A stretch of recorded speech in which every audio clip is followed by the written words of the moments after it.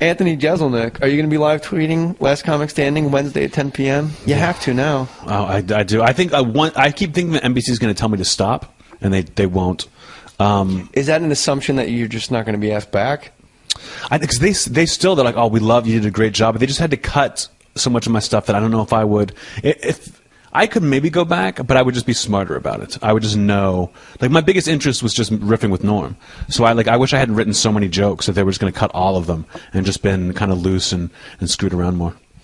Yeah, it's all for time. It's really amazing. Anytime you record anything for television, you record 2 hours for a half hour, and it all just winds up. Oh, these were like 5-hour tapings. 100 comics, and most of them you don't even see. There are people who get past the first round who they cut out entirely, just for time. Like, it's weird how they have to do it. I just assumed that they would ignore all the comics and be like, we've got this great show with Anthony and Norm, like, getting into fights. Let's show that. Nah, spinoff. I thought that would have been amazing. But I think America thinks that would be amazing too. I see tweets like that like, you guys should have like a sitcom together. I don't know how he didn't get one of those desks. Ferguson, Letterman. Like, how did Norm Macdonald not wind up behind one? He almost like followed Conan. I think at one point they weren't going to have him do an after show after Conan. Wow. I run into Norm. We're doing press like to promote the show. We're doing Larry King together. And Norm and I love Norm, but we kind of fought for the first couple episodes. Like, it was uncomfortable, and then we figured out how to work together. And what are you fighting about?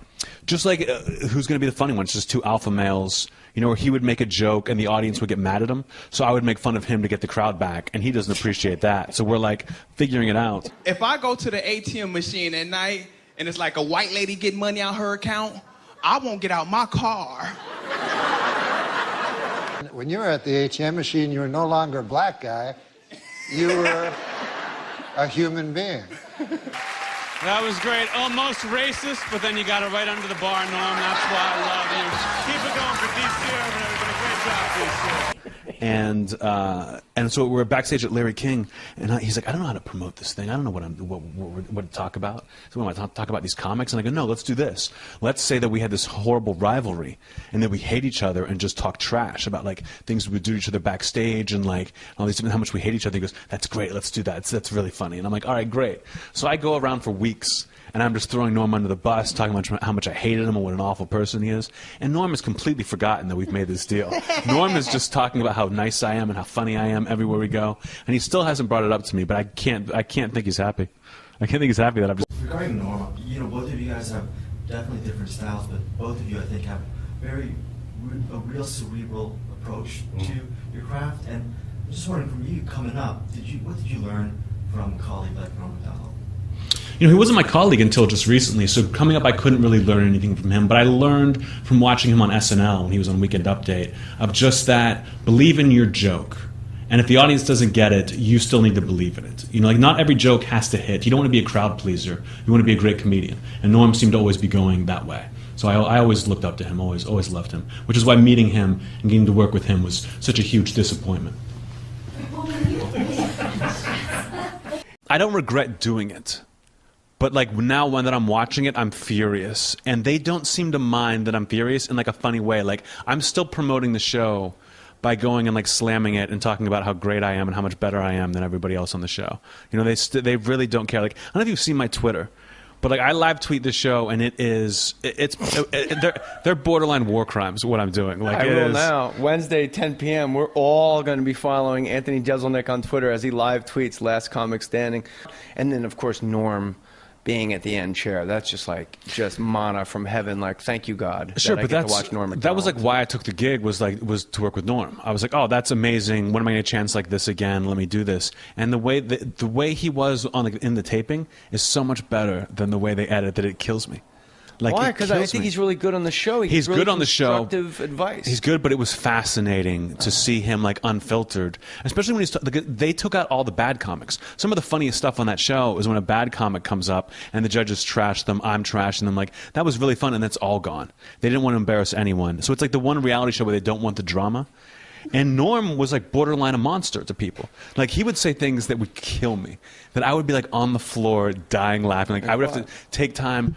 One of my favorites was he told this one girl, he said, he just like, and she did fine.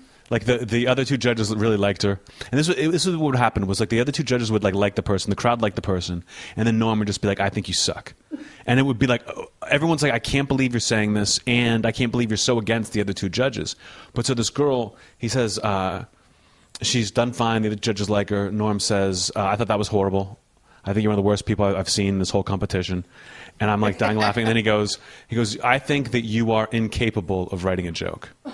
And she goes, oh, well, I'll work on that. She's trying to be nice. She's like, okay, thank you. I'll work on that. And he goes, no, don't work on it. I said you are incapable. And that was the most like crushing thing he could have said to someone.